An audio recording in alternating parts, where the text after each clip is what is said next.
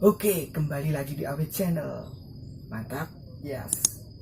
Kali ini saya akan sedikit berbagi tips saat kalian semua ingin mengombyok, terutama saat ngombyok hijauan ya.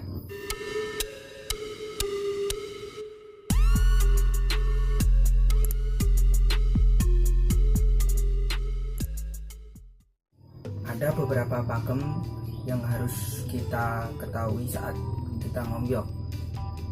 Pertama, satu, dari segi kesehatan.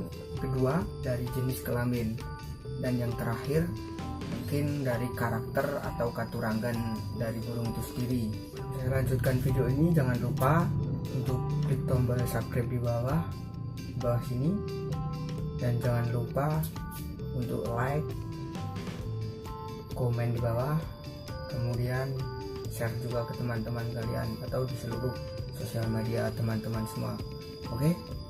Oh ya, pada waktu subscribe jangan lupa untuk aktifkan loncengnya di bawah agar kalian semua mengetahui atau dapat memberitahuan notifikasi video terbaru dari video ini, channel ini.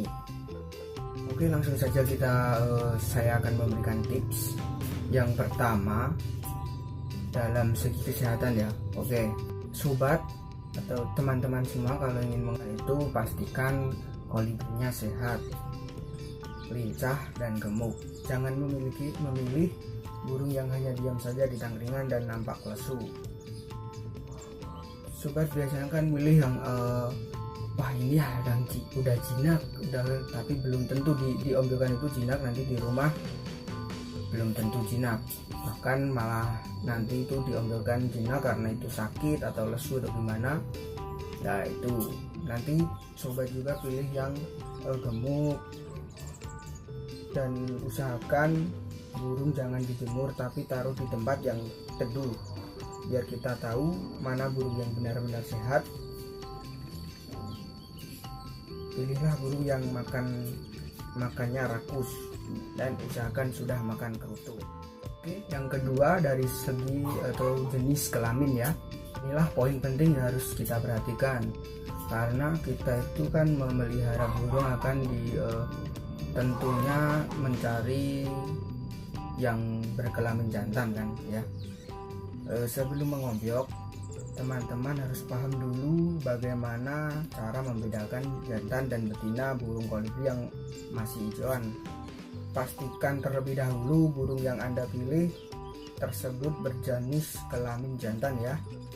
Jika Anda masih ragu, pilihlah burung yang sudah ada trotol. Lebih baik kalian itu keluar uang mahal dikit, tapi itu sudah jaminan jantan ya. Misalnya udah nitik beberapa titik di dada atau di kepala, itu sudah nggak masalah. Yang penting sudah A1 jantan. Oke, yang ketiga dan yang terakhir, tipsnya dari pengalaman saya soal katurangan dan karakter. Oke, kita bahas dulu katurangan ya. Untuk katurangan, pilihlah burung yang memiliki berbadan tegap, bodinya panjang. Jika berdiri tegak, kepala cenderung mendongak ke atas, yang tegak begini ya. Oke. Dan sorot matanya tajam, wow, dan sayap rapat serta kakinya jingkring. Itu kayak Scott Fancy ya, kenari itu anti banjir.